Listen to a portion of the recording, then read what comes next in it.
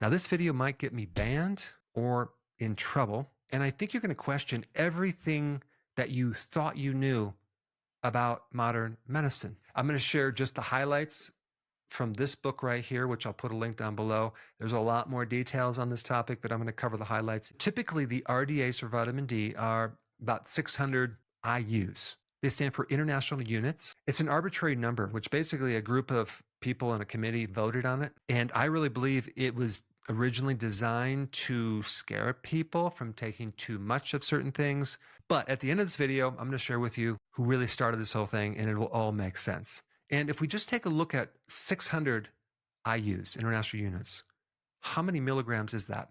That's just a little bit more than 1/10 of 1 milligram. That's a very small amount. For the last 100 years, vitamin D has been a very controversial topic because I believe it helps so many people in so many ways. We used sunbathing called heliotherapy back in the early 1900s. This was before vaccines and this was before antibiotics.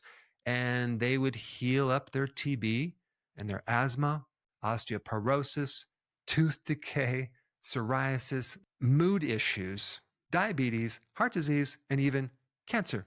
And then what happened? We're told to stay out of the sun. Here, take your sunblock.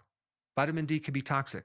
What you need to know is 600 IUs is basically standing out in the sun in the summer 1.8 minutes, less than 2 minutes. 10,000 IUs is standing out in the summer sun for about 30 minutes. But in the last 100 years, this number 600 IUs has been pushed on people. That's what you need. And because of some vitamin D toxicity issues, the government commissioned the University of Illinois, Chicago to do a study on the toxicity of vitamin D. The previous reports of vitamin D toxicity was related to improper production techniques. So it really wasn't about the vitamin D itself. It was in the manufacturing of vitamin D. Now, this study that they did went on for 9 years. It involved hundreds of doctors, 773 patients, 63 dogs. Take a wild guess what type of dosage they used for vitamin D. 200,000 to 1 million IUs. Well, guess what? They did not find any toxicity. Now, what you have to realize is that vitamin D3 is very special in that it's an immune modulator. The Institute of Health is kind of a governing body, and they're the ones who recommend 600 IUs of vitamin D3. Here's the problem with those numbers and their evaluation. There was 2 other organizations who reevaluated their data and found that they made some mistakes. What was 600 IUs should have been 8,895 IUs. Let's take a look at one of the major vitamin D researchers. And he invited me to talk. I got up and presented this data to, these were the top vitamin D researchers in the world, all assembled there. It was vicious, the attacks of how vitamin D doesn't do this. How could you say this? I said, I'm just presenting the data that we have assembled. You're walking on guys' careers that have spent their whole career doing this stuff. They never conceived that this could be true. You don't know what you're doing. Well, the government wasted a whole lot of money here for you to conduct these worthless studies. The same type of thing happened to the professor who discovered folates, was chastised and not believed for decades, that how could a nutrient have this kind of an effect? Of course, he turned out to be true, but it was the same sort of attacks. Take a look at these interesting graphs. 0 is right in the center of these graphs by the equator, where you have the most sun and the most vitamin D. So MS, breast cancer, colorectal cancer, and diabetes, lowest risk at the equator. So this just gives an interesting correlation between latitude and certain diseases. Now, I want to share some additional things. In 1900 to 1910, a lot of people got rickets. It was common back then. 1918 to 1920, they used sun therapy and cod liver oil for rickets. 1922, they discovered vitamin D. 1946, the number 400 IUs was recommended to prevent rickets. 1950 to 1970, despite the increased awareness that vitamin D goes beyond just bone health, they kept the numbers for vitamin D at 400 IUs. 1980, there were more benefits for vitamin D for your immune system, for other chronic diseases, but they kept the same 400 IUs for vitamin D3. Then in 1997, the Institute of Medicine updated the RDAs. They wanted to introduce something new called the adequate intake because they said the RDAs weren't very scientific. So take a wild guess what they recommended at this point. 200 IUs for adults, 400 IUs if you're 51 to 70, and 600 IUs for over 70. Finally, in 2010, they went up to 600 IUs for adults under 70 and 800 if you're over 70. Now, this whole time they're recommending 400 IUs. There are 3 medications that were used on a regular basis, and take a wild guess what they were. Vitamin D at 50,000 IUs. So you can take it if it's prescribed through medication, but everyone else, take 400 because of the toxicity of anything more. I mean, think about in the 80s, this huge campaign to stay out of the sun, take sunblock. The sun will kill you. You're going to get skin cancer. Melanoma, which is the #1 skin cancer, it develops in areas where you're not exposed to sun. Personally, my viewpoint on melanomas, it's really a vitamin D deficiency.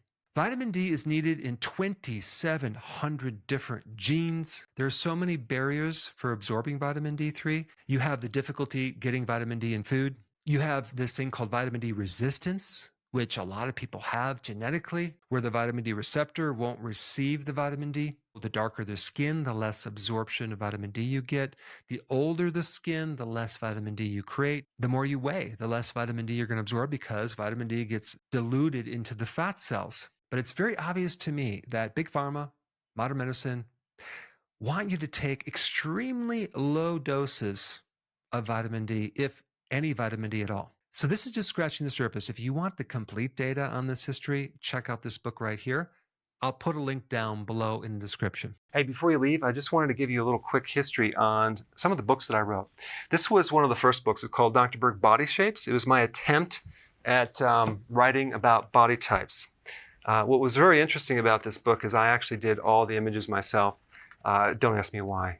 They look actually not quite as professional as some of the images that I have in the new book. But anyway, this is my first attempt right here called Dr. Berg's Body Shape Diets.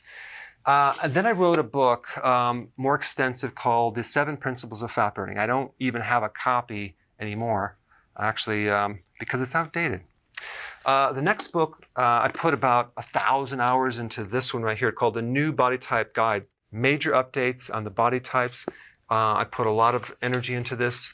It has professional images, graphics, all sorts of things.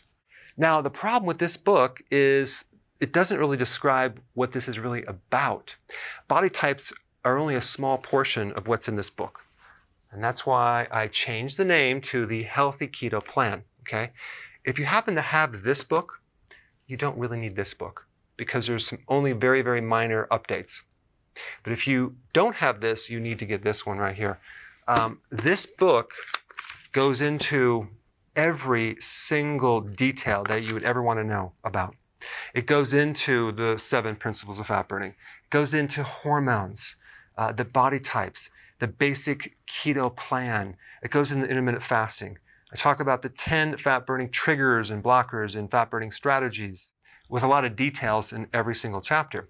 I go into body issues that interfere with losing weight. There's very few people that just have a weight problem. They have a lot of body issues, whether it's sleeping problems, stress problems, inflammation, menopause. I cover that extensively in this book. Then I talk about how to get rid of stress, and I show you a technique. Then I get into exercising. And then I have a lot of really good recipes in this book as well. So this is a good reference guide. On my website, if you get this book, you get this one free. It's called Healthy Keto Intermittent Fasting. This is the shortcut, quick guide to this book. And the reason I created this book is to have you, within 45 minutes, learn how to do keto, okay, in intermittent fasting, exactly what you need to do. Then you can fill in the blanks with this book right here. So right now I'm doing a special. If you get this book, you get this one totally free, or you can go to Amazon and get these individually. So I just want to clarify the difference between this book and this updated one right here. If you don't have this, you need to get this right here. That way you can get the exact correct information to do it healthily.